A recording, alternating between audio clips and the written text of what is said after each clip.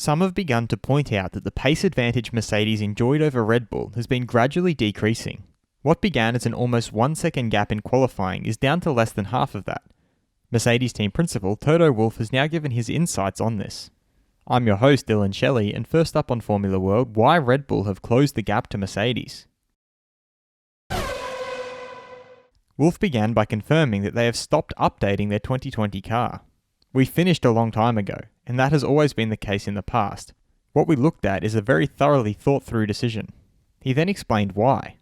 Not in every championship can you afford to close the book early, but the rules will change quite a lot for next year, and in that respect, like in previous years, we decided to switch to next year's car. This is why you can see the shifting performance between the teams. We always have a very strong start and middle of the season, and then whoever continues to develop is strong at the end. The team's track engineering director Andrew Chauvelin summed up the effect this will have for the rest of 2020. If we see that trend continue, then the remaining races are going to get tougher, and it will be harder to try and keep getting the pole on Saturday and winning on a Sunday. Fast feed! McLaren team principal Andreas Seidel thinks that the most important thing is that F1, together with the FIA, the teams and the engine suppliers, will look at a plan about what the new regulations will look like. He also feels that future F1 CEO Stefano Domenicali is the right person to decide on this, as he has an enormous amount of experience, and that this subject is fairly high on the list of priorities. Former F1 driver turned commentator Martin Brundle had hoped that Red Bull and Max could be more of a threat for Mercedes on the track and with the conditions at the Nürburgring.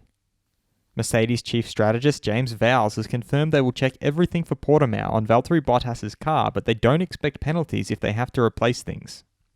Haas team principal Gunther Steiner feels that they shouldn't look at it race by race, and they need to make a decision for the long term, and that it's important not to be distracted by recent results when it comes to choosing drivers. He also added they need to think about how they can perform better as a team, and with which drivers they want to do that for the coming years. Red Bull advisor Helmut Marko feels that in 2021 they will certainly go for the world title, and this time they really will. He further elaborated that circumstances have never been as optimal or as good for them as they look today for 2021. Sidelined F1 driver Nico Hülkenberg has stated that his result at the Eiffel Grand Prix is the best he can do or the maximum he can do to promote himself and advertise. Red Bull team principal Christian Horner has explained they want to compete and they want to win world championships. That is the reason Red Bull is in the sport. He further feels that they can only do that with a competitive power unit, and that's where they need to take their time to do the necessary investigation and due diligence.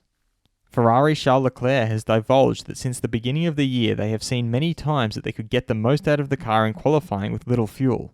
He, however, also pointed out that every time they fill up with a lot of fuel, they have problems with tyre wear. Will Red Bull really challenge for the title in 2021? Head over to my community page to vote in the poll and let me know what you think in the comments. And if you liked this video, feel free to subscribe and check out my others for all the latest in the world of Formula 1.